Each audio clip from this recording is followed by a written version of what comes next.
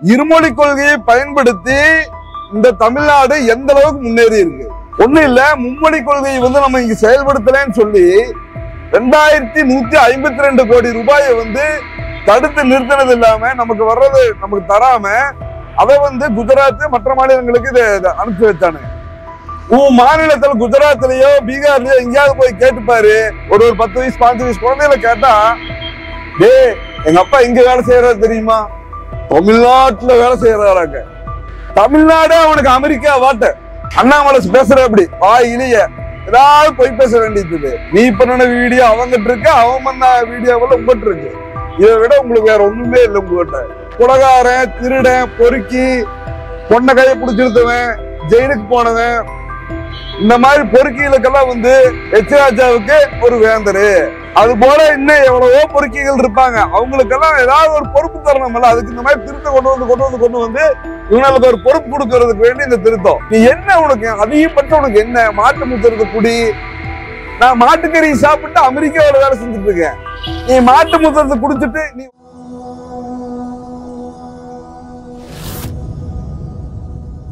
தமிழ்நாட்டில் நின்று மக்களிடம் தாங்கள் செய்ததை அல்லது செய்ய உள்ளதை சொல்லி இந்த மக்களிடம் நன்மதிப்பை பெற்று ஓட்டு வாங்க முடியாத, இனிமேலும் எந்த காலத்திலும் ஓட்டு வாங்க முடியாது என்று நினைக்கல.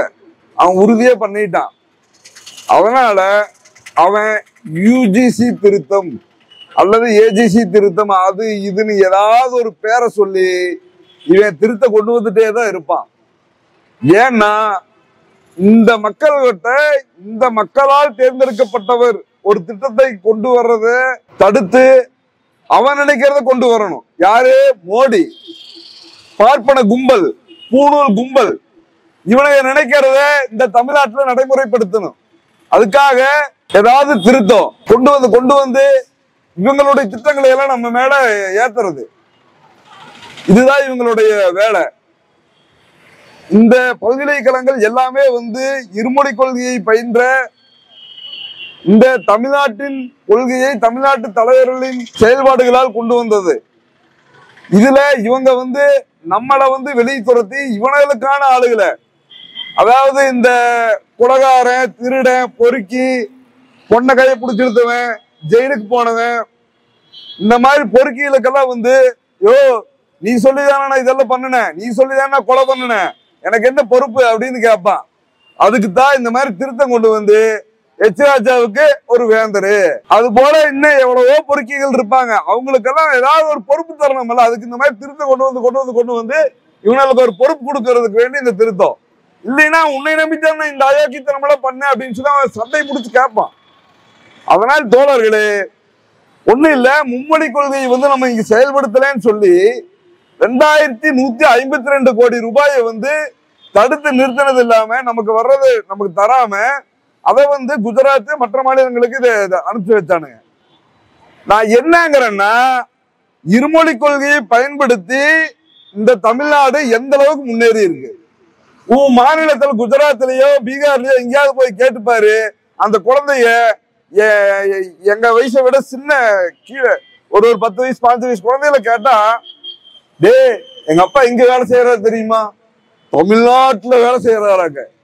தமிழ்நாடு அவனுக்கு அமெரிக்கா வாட்ட. தமிழ்நாட்டுல இருமொழி கொள்கையை படிச்சவன் எப்படி சொல்லுவான் தெரியுமா, எங்கப்பா அமெரிக்காவிலேயே வேலை செய்யறாருன்னு சொல்லிட்டு வேணா பெருமைப்பட்டுக்குவான்.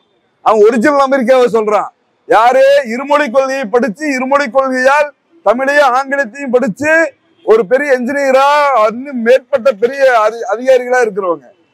நீ மும்மொழி கொள்கையை படிச்சுட்டு தமிழ்நாட்டையே அமெரிக்காவா நினைச்சு கனவு கண்டுட்டு இருக்கிற நீ எங்களை எதுக்குடா மும்மொழி கொள்கையை படி, அதைப்படி, இதைப்படி. நீ என்ன உனக்கு அதிகபட்சம் உனக்கு என்ன மாட்டு முத்துறது குடி. நான் மாட்டுக்கறி சாப்பிட்டு அமெரிக்காவோட வேலை செஞ்சுட்டு இருக்கேன்.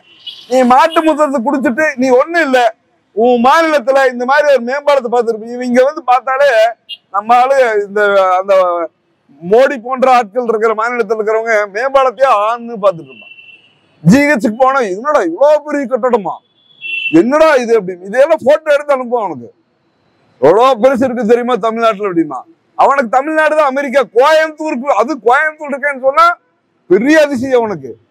அதனால் இந்த தமிழ்நாடு திராவிட கொள்கைகளை, பார்ப்பன எதிர்ப்பு கொள்கையை, இந்த புதிய கல்விக் கொள்கையை போன்ற குடக்கல்வியை எல்லாம் கொண்டு வந்தவங்களை அடிச்சு பின்வாசல் வழியா துரத்தி விட்டு எங்க ஆட்களை உட்கார வச்சு நாங்க இந்த அளவுக்கு முன்னேறி இருக்கோம். அண்ணாமலை பேசுற அப்படி வாயிலேயே ஏதாவது பொய் பேச வேண்டியது. நீ இன்னைக்கு வரைக்கும் இந்த தமிழ்நாட்டுக்கு இது வேணும் அது வேணும், எங்க மக்களுடைய நலன் இப்படி, எங்கள் இந்துக்கள் இன்னும் முன்னேறணும், எங்கள் இந்துக்கள் இன்னும் நல்லா இருக்கணும்னு ஏதாவது ஒண்ணு கேட்டிருப்பியா நீ? அங்க நீ சாதாரண ஒரு ஒரு ஒரு மாநில தலைவர் அவ்வளவுதான். ஆனால் காமராஜர் முதலமைச்சரா இருக்கும்போது காமராஜர்கிட்ட நேரு கேட்கிறாரு, வேற உங்க நண்பர் தானே, அவர்கிட்ட சொல்லுப்பா இந்த இந்தியை கொஞ்சம் ஏத்துட்டு சொல்லி. அவர் சொல்றாரு காமராஜர் நேரு கிட்ட, பெரியார் எனக்கு நண்பர், இந்திக்கு நண்பர் இல்லையே அப்படிங்கிறாரு. அந்த திராணி அந்த தெம்பு அதெல்லாம் உனக்கு இருக்கா? கிடையாது. எதிர்த்து பேசுனா உள்ள தூக்கி வச்சிருவான். நீ பண்ண வீடியோ அவங்கிட்ட இருக்கு, அவன் பண்ண வீடியோவில் உங்ககிட்ட இருக்கு. இதை விட உங்களுக்கு வேற ஒண்ணுமே இல்லை உங்ககிட்ட. அதனால் தோழர்களே, இந்த யுஜிசி திருத்தத்தை அவங்க கைவிடணும். விடும் வரை போராடுவோம். இன்னும் இது குறித்து விரிவாக இன்னும் பொறுப்பாளர் தோழர்கள் பேச உள்ளனர். இவங்களை பொறுத்தவரை மாநில அரசின் சுயாட்சியை குறைத்திட வேண்டும். பிற்பட்ட மக்கள், தாழ்த்தப்பட்ட மக்கள் மற்றும் சிறுபான்மை மக்களை ஒதுக்க வேண்டும். மொழிவாரியாக நிதி ஒதுக்கிறார்கள். 120 கோடி மக்கள் 120 கோடி மக்கள் உள்ள இந்த இந்தியாவிலே வெறும் 70,000 பேர், அது எந்த அளவுக்கு உண்மைன்னு தெரியல, வெறும் 70,000 மட்டும் பேசக்கூடிய சமஸ்கிருதத்துக்கு அதிக நிதி. 8 கோடி மக்கள் இருக்கும் தமிழ்நாட்டிற்கும், தமிழ்நாடு செம்மொழி அந்தஸ்து பெற்ற தமிழுக்கோ குறைந்த நிதி. அப்போ இவர்களுடைய நோக்கம் என்பது இந்த எங்கெல்லாம் இந்த மக்களை ஒதுக்க வேண்டும், எங்கெல்லாம் இந்த மக்களை வீழ்த்த வேண்டும் என்பது காரணம் மட்டும்தான் அந்த பாசிச ஆட்சிக்கு. ஆளுநர் எல்லா உரிமையிலும் தலையிடுகிறார். ஆளுநருக்கு உரிமையற்ற மாநிலத்திலே எல்லா விஷயத்தும் ஆளுநர் நம்ம இடத்துல தலையிடுகிறார். நீதிமன்றம் கண்டிக்கிறது. ஆனாலும் ஆளுநர் மீண்டும் மீண்டும் என்ன செய்து வருகிறார்? நான் மாநில அரசு என்ன சட்டம் கொண்டு வந்தாலும் அதுக்கு எதிர்ப்பு தெரிவிக்கிறார். ஆளுநருடைய வேலை என்ன? மாநில அரசு என்ன சொல்கிறதோ அதுக்கு அமர்ந்தவர்கள் மாநில அரசு ஆளுநருக்கு அதிகாரம். ஆனா இந்த ஆளுநர் என்ன செய்து கொண்டிருக்கிறார்? பாசிசத்தை இந்த இந்தியா முழுவதும் பரப்பதற்காக தமிழ்நாட்டிலும் பரப்ப வேண்டும் ஒரே நோக்கத்தோடு இந்த ஆளுநர் நடந்து கொண்டிருக்கிறார். இப்போ இந்தியாவில எந்த அளவுக்கு மருத்துவக் கல்லூரி இருக்குன்னு பார்த்தோம்னா, தோழர் சொன்ன மாதிரிதான் தமிழ்நாட்டில் அதிகபடியான மருத்துவக் கல்லூரி இருக்கிறது. ஆனால் தமிழ்நாட்டில் உள்ள மருத்துவக் கல்லூரியில நம்மளுடைய தமிழக மாணவர்களான இடம் எந்த அளவுக்கு கொடுக்கிறார்கள் என்றால் படிப்பதுக்கு ஏற்றமில்ல. அங்கதான் நீட் கொண்டு வந்து வைக்கிறாங்க. அந்த நீட் எப்படி வருது? நல்லா +2 மார்க் எடுத்து நல்லா நீட்ல போய் +2 நல்ல மார்க் எடுத்துட்டு அதிகப்படியான மருத்துவரை ஒன்று உருவான இந்த தமிழ்நாட்டுல நீட் என்னும் சூழ்ச்சியை கொண்டு வந்து கிட்டத்தட்ட தமிழக மாணவர்களுடைய வாழ்வாதாரத்தை இழந்ததான் இந்த நீட்டு. நாளைக்கு நம்ம தமிழ்நாட்டு மாணவர்கள் நீட்டில் அதிகமா படிச்சா நீட்டை தூக்கிடுவான். ஏன்னா அவனுக்கு கல்வி தரம் முக்கியம் இல்ல. இந்த பிற்பட்ட மக்களும் தாழ்த்தப்பட்ட மக்களும் சிறுபான்மை மக்களும் இவர்கள் கல்வி ரீதியாவோ வாழ்வியல் ரீதியாவோ எந்த ரீதியாவோ இவர்கள் முன்னேறம் அடையக்கூடாது என்பதே இது காரணம்.